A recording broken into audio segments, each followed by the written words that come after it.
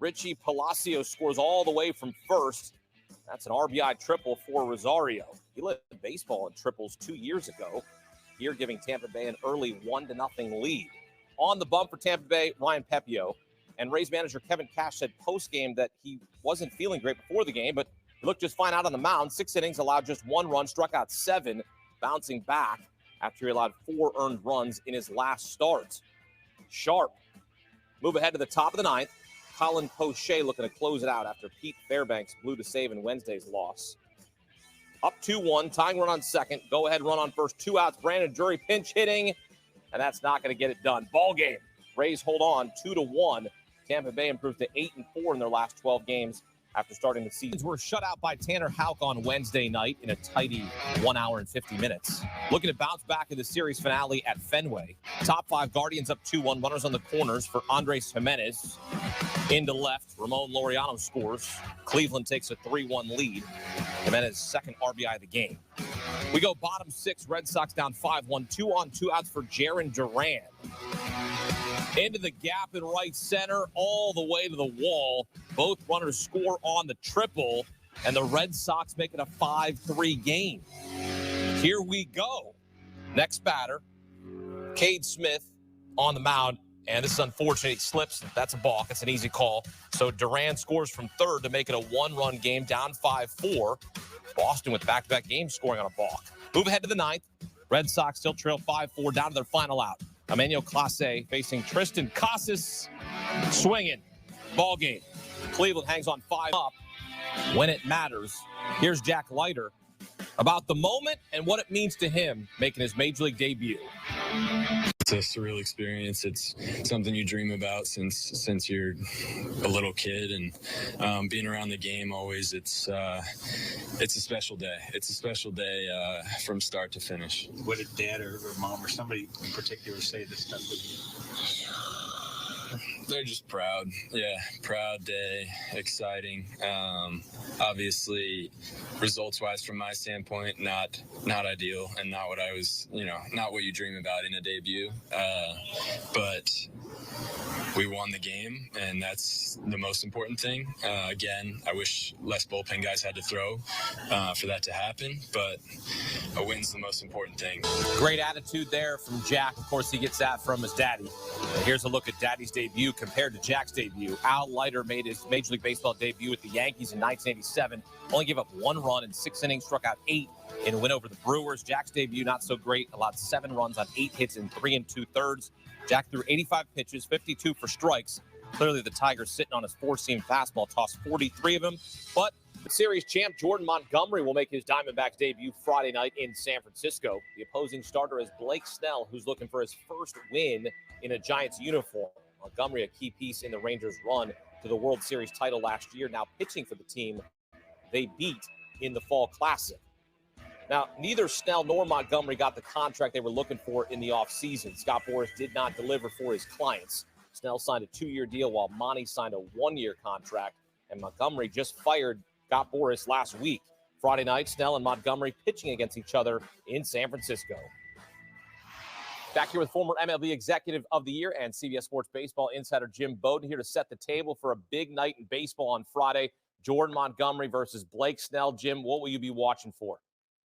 Yeah, I'll be wondering if Jordan Montgomery can possibly be ready to pitch in a major league game. He got hit hard in his rehab starts in the minor leagues, and I'm just kind of confused and don't understand why they're rushing him to the mound this quick. As you just saw on the graphic, it was March 28th that he signed, so 21 days later, we're going to put him on the mound in a big league game after 3 weeks of quote-unquote spring training. Look, there's a reason why we have 6 weeks of spring training. It's not for the hitters. It's for the pitchers. That's how long it takes them to get ready, stretched out, and be able to perform at their accustomed level on opening day. That's the only reason spring training is so long. So I'm really confused on why they're rushing him like they are. He's coming off a great year, as you mentioned, with the Rangers and Cardinals last year, 10-11 with a 3.2 ERA. He knows how to pitch. He'll add, he'll subtract, he'll keep them in games. I'm just worried about it. On the other side, he's facing Blake Snell, who won the Cy Young Award last year with San Diego. While leading the league in ERA, he led the league in walks. Well, he had 19 days to get ready from the day that he signed on March 19th, as you can see on the graphic. So what happened with Snell in his first start? 3 innings, 3 hits, 3 runs. What happened on his second start? It was 4 innings, 6 hits, 7 runs. He's been whacked. Why? Because he wasn't ready. So look, this matchup's intriguing. I think both of these pitchers are pitching for their next contract this offseason. Jordan Montgomery with now Wasserman representing him. So this is going to be fascinating to see how this plays out this year, because both of these guys thought they were getting long-term deals, and now it looks like both of them will use their opt-out clauses, will walk back in free agency. So every start for them is going to be important. But Hakeem, I just got to tell you, I don't understand why they're rushing them back as quickly as they are, and I think they're going to pay a price in the run column. We'll see about it. We'll see what happens, because you're right. It's one of those things where you rush a guy out too soon and could jeopardize an injury. You rush a guy out too soon and could jeopardize an injury, could end up being a terrible start. One pitcher who did get paid in the offseason, Yoshinobu Yamamoto, 12 years, $325 million. Mets offered him the same deal, but he chose to sign with the Dodgers. Friday night, the Mets faced the guy who turned them down. New York comes in hot. They're 10-3 since an 0-5 start. LA's lost 5 of 7. And Jim, you know the Mets want to chase Yamamoto early on Friday night. Yeah, and look, and Yoshi, and by the way, Brandon Gobes, the GM of the Dodgers, has given me permission to call Yamamoto Yoshi. So he's Yoshi from now on for me. It's interesting because what the Mets did for Yoshi was get him the $325 million contract. The Dodgers had not offered that kind of money. It was Steve Cohen, the owner of the Mets, that offered him the $325. And because Yamamoto grew up a Dodger fan and because Shohei Ohtani was there, they went back to the Dodgers and said, if you match it, you got us. And they matched it. So I think he's going to come in being appreciative. But yeah, of course, the Mets want to beat him. The only reason Yamamoto didn't sign with them, as I said before, is he wanted to play with Ohtani. He wanted to be a Dodger. Yamamoto's first start wasn't good, as we all know, in Seoul, South Korea with the Padres when he went 1 inning, 4 hits, 5 runs, was knocked out. But he's been really good since then, right? The start against St. Louis on March 30th, it was 5 innings of 2-hit shutout ball. He backed that up with the start against the Cubs, 5 innings, 3 hits, 8 punch-outs, no runs. And his last start, his second one against San Diego, 5 innings, 3 runs, 6 Ks, looked good. He's figuring it out. He's starting to throw the split finger for strikes. He mixes his pitches. He adds, subtracts. He goes north, south, east, west. He is an absolute thrill to watch, and I think he's only going to get better every start. What is interesting, though, is they are giving him 6 days off, at least so far, in between every single start, something he was used to in Japan. And he seems like he's getting used to the different size baseball here in the States. That's kind of what we've noticed with the splitter over the last 2 or 3 starts. So look forward to seeing this next start. But I've been impressed, especially the last 3 starts. Meantime, the Mets are still paying half of Justin Verlander's contract. He makes his season debut Friday night. And I said, please tell me the stuff was better than the box scores, please. And he said, yes, the stuff was legit. It was mostly in the 92 to 96 range. The breaking ball and changeups both look good. So he told me the stuff was better than the results, but you've got to be concerned. And then for the Astros, Hakeem, as you brought up with their ERA, in particular, the big problem's been the bullpen. Their bullpen is 25th in baseball out of the 30 teams in team ERA. And their back end has blown 5 out of 6 saves. And really, when you look at it, they're trying to change Josh Hader. They're having him throw more secondary pitches than fastballs. I don't know why. And then you moved Ryan Presley from the 9th inning to the 8th inning. He's having a tough time adjusting to that. And then your bridge between your starters who aren't going deep and the big 3 relievers in the back end, they're missing Maton and Stanek, who both left. They don't have enough talent in the middle. So GM Dana Brown has his work cut out for him. They're going to have to improve this bullpen to bounce back in it. And they also have a couple of offensive problems on the infield corners, right? Jose Abreu looks like he's done. He's hitting 0.78 with no homers and 1 RBI. Yeah. He looks like he's 52 years old. Jonathan Singleton, when they play him, he's got no homers and and no RBIs. And then Alex Bregman at third base, who's going to be a free agent, no homers and 4 RBIs. So it's not just the pitching. They're going to have to fix the corner infield spots as well. I think Bregman will get going. I'm not sure Abreu will. Jim, what would you do in this scenario as a former GM, and with respect to what Dana Brown has assembled with this roster, what would you do now considering the results with Ryan Presley and Josh Hader? Would you go in and bring both guys into your office and say, hey, this hasn't been working. Maybe we switch here. Is that ever a conversation worth having? Not yet.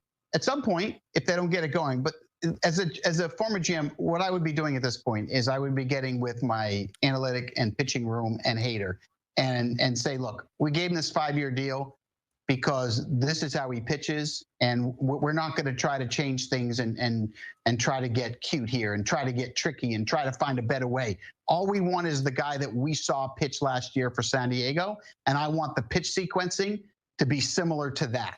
So that's how I'm going to handle Hader. With Presley, it's a conversation saying, look, I know you're not used to that 8th inning. Let's just treat it like the 9th. We know you'll get going. We believe in you. Presley's a free agent at season's end. He's pitching for a contract. I'm really not worried about those two. They'll get them going. I'm not worried about Abreu. My concern is that the starters don't go deep. And look, Christian Javier has been great. He's going to be a comeback player of the year candidate.